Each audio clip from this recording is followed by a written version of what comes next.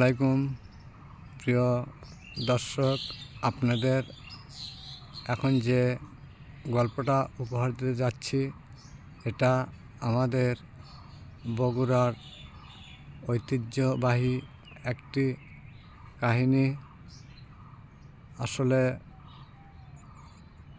আপনাদের ভালো লাগবে, মন দিয়ে শুনবেন। বগুড়ায় নবাব ছিল, নবাব বংশ। তো ওনারা খুবই প্রভাবশালী ছিল এবং সেই নবাব বাড়িতে কিছু লোককে বিনামূল্যে খাওয়ানো হতো এবং এই লোকগুলি যারা অলস এবং কোনো কাজকর্ম করে না এবং শরীরে শক্তি বা স্বাস্থ্য সম্মত ভালো থাকতেও তারা কোনো কাজকর্ম করতে চায় না, তো এদেরকেই মূলত নবাব খানাপিনা দিত। বেশ কিছু এমন লোক ছিল নবাবের বাসায় বা খানকা বলতে পারেন। তা বহুদিন ধরে এদেরকে খানাপিনা করাতো। একদিন নবাব বলল, আচ্ছা দেখি এরা আসলে কেমন অলস। এই বলে নবাব পরামর্শ করে বলল যে ওই অলস এবং আলসে লোকগুলো যে ঘরে থাকে সেই ঘরে তোমরা আগুন লেগে দাও।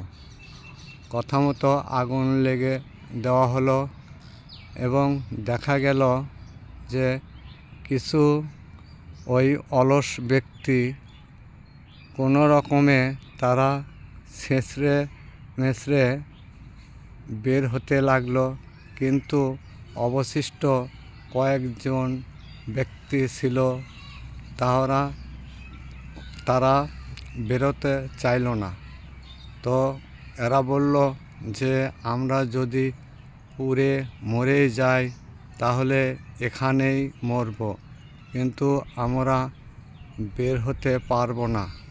তখন নবাব দেখল যে এদের মধ্যে দুই ভাগ, এক প্রকার অলস আছে, তারা হয়তো ছেঁচড়ে মেচড়ে জীবনটা নিয়ে বের হয়েছে, আর যে বাকি লোকগুলো ঘরের ভিতর অবস্থান করছে এরা আগুনে পুড়ে মরে যাবে, তারপরেও এরা বের হচ্ছে না।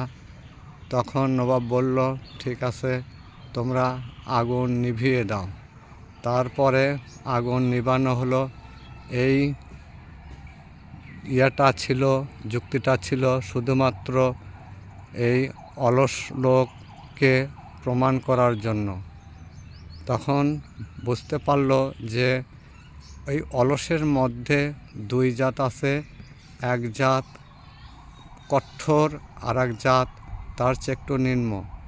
যারা অলসের মধ্যে দ্বিতীয় শ্রেণীর, তারা আসলে ছেঁচড়ে মেচড়ে যেভাবে হোক ঘর থেকে বেরিয়ে গেল, আর যারা প্রাকৃতিক আসলেই অলস, কোনো কাজকর্ম করতে চায় না, শুধু বসে থেকে খেতে চায়, মূলত এরাই জীবন যায় যাক আগুনে পুড়ে মরতে হলেও তারা রাজি ছিল, কিন্তু তারা ঘর থেকে বের হওয়ার কোনো চেষ্টাই করেননি। অতএব এতে বোঝা গেল যে অলস লোক দুই প্রকার হয়ে থাকে, আর এদের মধ্যে যে কয়েকজন ছিল যারা ঘর থেকে বের হয়নি, এরাই হলো নাম্বার ওয়ানের অলস। যাই হোক, কাহিনীটা বাপ-দাদার মুখে শোনা।